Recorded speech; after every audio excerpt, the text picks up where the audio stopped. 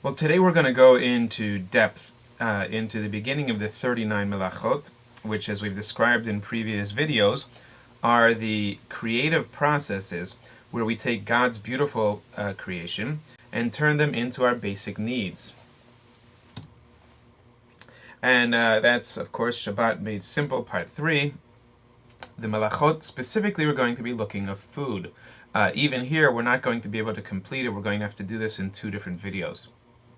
Our basic objective today is to go from this field, from this prairie full of grass, created by God, and turn it into this delicious loaf of bread. Many of us think that bread comes from the store, but as we know, really bread comes from a field that looks just like that.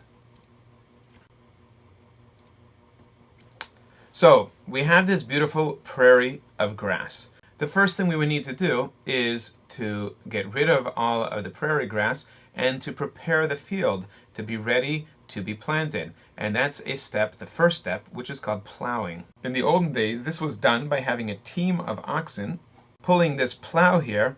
That is a special tool that would be guided by the person doing the plowing. And as they do this, they would be cutting deep lines into the field where they would then put the seeds.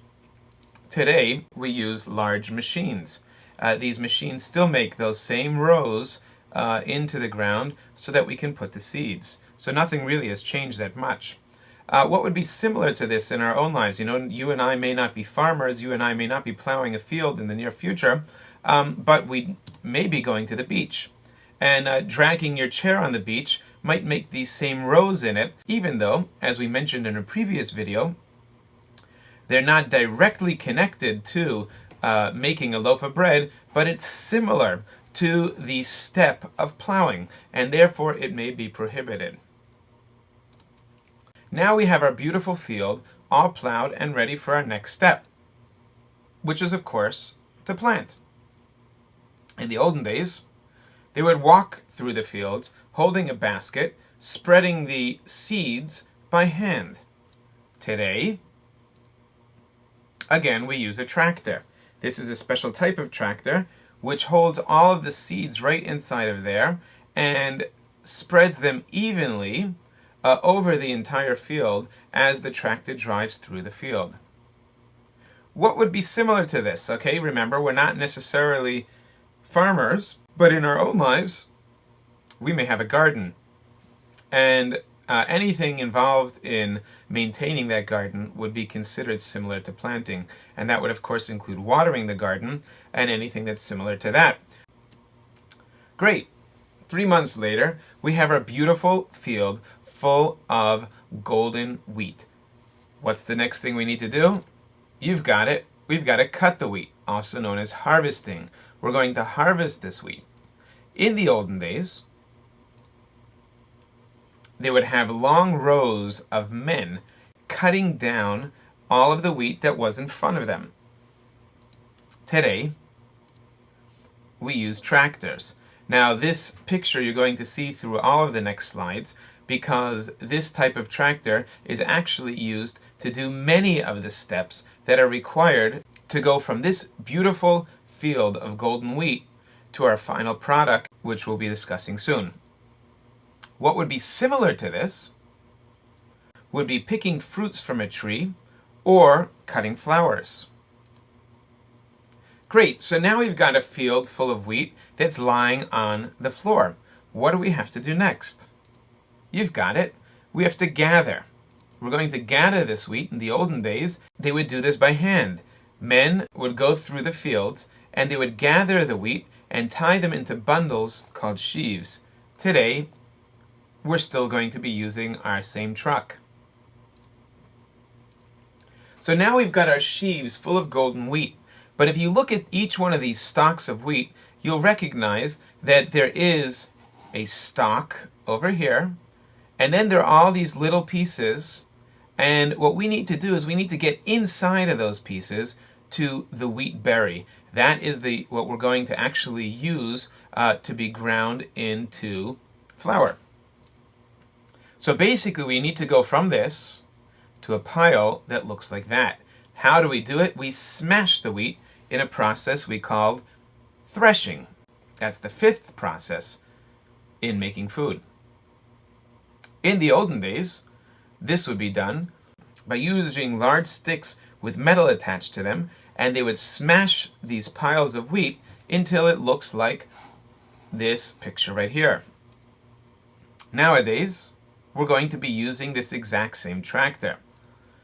What would be similar to threshing in our regular day-to-day lives, you might not consider it similar, but the truth is, making orange juice.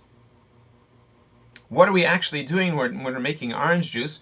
We're taking a product that's found in nature, made by God, and we are smushing it or smashing it so that what is good is now becoming separate from what is not usable. So now we've got our big pile full of stuff. This stuff is actually called chaff, but inside of the chaff are the wheat berries, and we need to separate the wheat berries from the chaff. How do we do that? We're going to do a process called winnowing. Winnowing, in the olden days, was done by throwing this pile of stuff up into the air, and the wind would carry the chaff, which was very light, would carry it away, and the wheat berries would fall to the ground right where they were thrown up, making a pile of wheat berries and a separate pile of chaff. Today, you got it, we're still using the same machine to do this process.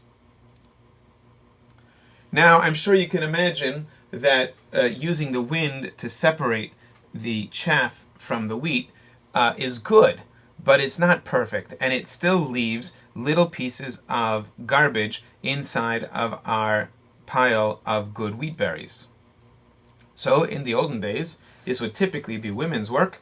They would have the women sitting and separating by hand all of the pieces of garbage from that which is good. Today, you got it, we're still using that same machine. What might be similar to this? Well, you may not think about it, but take this delicious whitefish. And when you put this whitefish on a plate and you go to eat it, of course, there is bones that are found within the fish. Now, when you simply take the meat off of the bones, that is not similar to sorting, because you're taking that which is good and removing it from that which is bad. However, if you take your fingers and you pluck out each of the bones from this fish, that would be similar to sorting.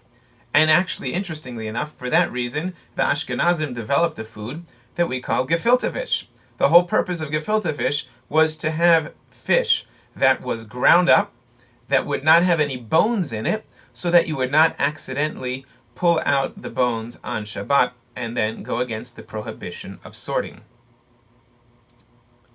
So, basically, up until now, we've gone from this prairie grass to a handful of usable wheat berries. So basically, we went from steps 1 through 7.